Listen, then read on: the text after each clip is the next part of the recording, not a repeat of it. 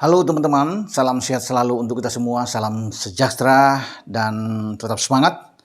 Dengan saya Bung Ropan, dan kita akan berbicara soal persiapan laga di leg pertama, babak semifinal Piala AFF yang mempertemukan tuan rumah Indonesia. Tim Garuda kita di bawah Sintayong akan menjamu tim asuhan Park Hang-seo, The Golden Star Warriors.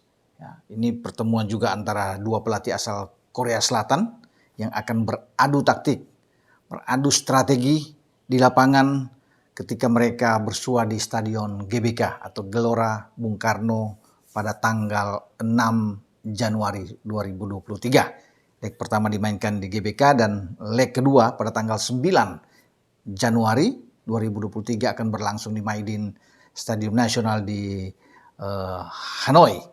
Dan kita akan melihat bagaimana apa yang dikatakan oleh Park Hang-seo, juru taktik, arsitek dari Vietnam setelah melumat membabat Myanmar dengan 3-0 dan membuat Vietnam itu menjadi juara grup B tanpa terkalahkan. Ada 3 pertandingan dilalui dengan kemenangan dan 1 hasil seri. Bukan saja 3 terkalahkan yang dilalui oleh Vietnam ini, namun mereka tidak kemasukan sebiji gol pun. Memasukkan 12 tanpa kemasukan. Ini luar biasa kalau bisa dilihat bahwa penjaga gawang Dan Van Lam itu sama sekali clean sheet. Ya, bagus sekali dan ini menjadi saya pikir tantangan buat lini serang Indonesia. Entah siapa yang akan dimainkan oleh STY. Mau Spaso di depan, Dendi juga ada Muhammad Rafi dan ada Ramadan Sananta. Ini kan 4 amunisi kita yang ada di lini serang. Tinggal kita akan lihat taktik yang akan dikembangkan oleh STY menghadapi Vietnam. Tapi khusus Vietnam datang ke Jakarta atau akan bertanding di GBK. Mereka sudah mencanangkan target menghajar Indonesia. Ya, mengalahkan Indonesia. Jadi tidak tanggung-tanggung, mereka tidak ingin mencari imbang. Ya. Apalagi mereka kalah, karena hanya dengan kemenangannya akan membuat bagi Vietnam, menurut Park Hang-seo, ya, pelatih mereka, ini jalan mereka akan sangat mulus, sangat nyaman ketika mereka menang entah dengan skor berapapun. Mau 1-0, 2-1, ya, atau 3-2, tapi yang pasti mereka ingin meraih kemenangan di leg pertama, agar posisi mereka lebih tenang ketika mereka menjamu Indonesia di laga di leg kedua. Ya, ini memang wajar-wajar saja. Saya pikir pantas kalau mereka mencanangkan atau Park Hang-seo ini sudah mengumbar target ingin mengalahkan Indonesia. Itu hak dia. Tetapi kita juga sebagai tuan rumah dengan Sintayong juga bisa melakukan demikian.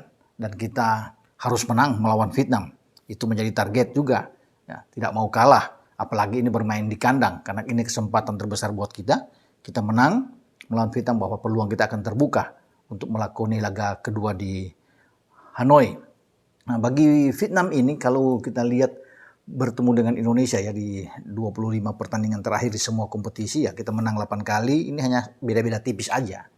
Vietnam itu ada 7 kali, sisanya itu berakhir imbang. Atau kalau 5 pertandingan terakhir ya yang paling dekat kita memang hanya menang sekali, Vietnam menang 2 kali dan 2 kali imbang. Namun terakhir kali kita bertarung dengan mereka itu mempertemukan antara Park Hang-seo dan Sintayong terjadi di SEA Games ya pada tahun ini, tahun yang lalu itu di 6 Mei 2022 ketika mereka bertarung di laga pertama itu di Stadion Fitri ya di Puto dan kita kalah dengan telak 3-0 dari Vietnam dan 3 gol Vietnam ketika itu di SEA Games ya itu diciptakan oleh Nguyen Tien Linh, Du Dong Hung dan Lee Van Do. Nah, 2 dari 3 gol yang diciptakan Vietnam oleh Nguyen Tien Linh dan Dung Do Hung ini, mereka berdua akan datang ke Jakarta. Akan diangkut oleh Park Hang-seo. Dan ada dalam tim Vietnam saat ini yang mengarungi laga di fase grup B. Dan mereka menjadi ancaman karena mereka yang menggetarkan gawang kita, gawang Tri waktu itu. Sehingga kita kalah dengan 3-0 dan kita terhenti di semifinal. Ini menarik memang untuk bisa melihat keberadaan Nguyen Tien Linh yang juga mencetak salah satu gol ketika Vietnam mengalahkan Myanmar 3-0 kemarin. Dan dia salah satu di antara, ada gol bunuh diri dari pemain Myanmar, tapi 2 gol lainnya dibuat oleh Nguyen Tiên Ly di menit ke-27 dan Chow ya di menit ke-72. Nah, apakah dia akan membuat gol juga ke gawang Indonesia setelah dia mencetak gol di SEA Games? Saya pikir sangat terbuka ya untuk bisa mencetak gol ini, tergantung lini belakang kita untuk mengawasi dia. Harus dengan disiplin yang tinggi. Jordi Amat, Fakhrudin, ada Pratama, ada Asnawi. Ya, jika dimainkan 4 pemain ini harus berhati-hati untuk bisa mengawal pemainnya satu ini di lini serang yang sangat buas, ya, sangat berbahaya di lini serang Vietnam. Dan Park Hang-seo sudah mengatakan bahwa dia akan terus bisa menempatkan seorang pemain seperti Nguyen Tiên Ly ini, ya, karena dia sebagai predator yang dibantu oleh Nguyen Van Quet ya di depan, dan juga Pham Tuan Hai. Ini 3 pemain yang harus diawasi oleh tim kita, dan saya rasa juga STY sudah tahu, sudah melihat di mana letak kekurangan dan kelebihan dari Vietnam, terutama di lini serang kita. Apapun itu, mereka sudah mencanangkan bahwa mereka ingin menang. Saya pikir ini luar biasa buat mereka karena mereka yakin sekali ya, mereka bisa mengalahkan Indonesia. Kita terakhir di Piala AFF yang lalu, edisi yang lalu, ketika kita ke final dan kalah dari Thailand itu, di fase grup kita mampu menahan Vietnam 0-0, walaupun kita diserang habis-habisan, kita bertahan lebih banyak ya, menumpuk pemain belakang, tapi kita tidak kalah. Vietnam tidak mampu membuat gol dan kita terhindar dari kekalahan. Tetapi kalau bermain di leg pertama ini, kita tidak boleh juga bermain seperti itu. Bermain dengan bertahan total ini akan memberikan kesempatan kepada Vietnam untuk bisa mencetak gol, karena membiarkan mereka untuk menguasai permainan dengan ball position yang tinggi, mereka melakukan pressing. Artinya ini mereka akan berkembang dan gol itu tinggal menunggu waktu. Kalau kita banyak untuk bertahan, kita bermain aja seperti ketika lawan Thailand. Ya, saat itu Thailand hanya mendapatkan 1 on target dengan gol balasan dari Sarayoyan. Hanya 7 tembakan, bahkan kita lebih banyak, ada 10 tembakan dan 3 on target.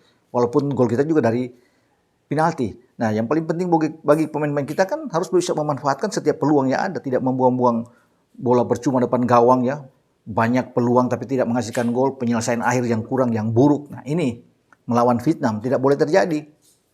Peluang sekecil apapun harus dihidupkan untuk bisa menjadikan gol. Ini Vietnam ya, sama seperti Thailand kualitas mereka, dan pasti Vietnam tidak akan mungkin bertahan lawan kita. Mereka pasti akan keluar, mereka akan pressing. Itu gaya Vietnam, karena mereka tahu mereka sudah terbiasa bermain dengan Indonesia, dan ada beberapa pemain, ada 3-4 pemain yang dibawa oleh Park Hang-seo ke Jakarta di SEA Games waktu itu, dan mereka ikut bergabung dengan tim senior saat ini di Vietnam untuk bisa memberikan, saya pikir, perlawanan sengit terhadap kita ketika kita bermain di kandang, karena mereka sudah mengatakan mereka tidak takut.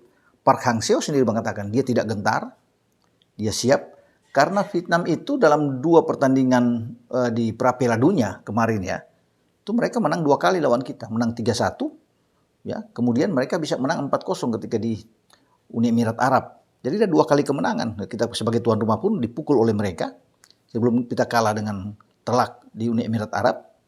Dan ini menjadi catatan bagi STY bahwa tidak mudah memang, karena STY sudah melihat kekuatan Vietnam dengan Park Hang-seo dengan tim dia ketika mereka berada di SEA Games, dan kita harus takluk, tidak akan bisa mencetak gol pun tidak. Nah, Vietnam itu punya pemain-pemain yang di bawah, saya pikir selain penjaga gawang Dan Van Lam ini, mereka punya pemain-pemain seperti Duan Van Hau, Nguyen Tan Chuong, yang Bui Huang Việt An. Nah, Bui Huang Việt An ini juga ikut bermain ketika di SEA Games melawan Indonesia. Ya, dan dia hadir lagi ya, di samping pemain yang saya sebut tadi ada Dung Do Hung juga ikut di dalam.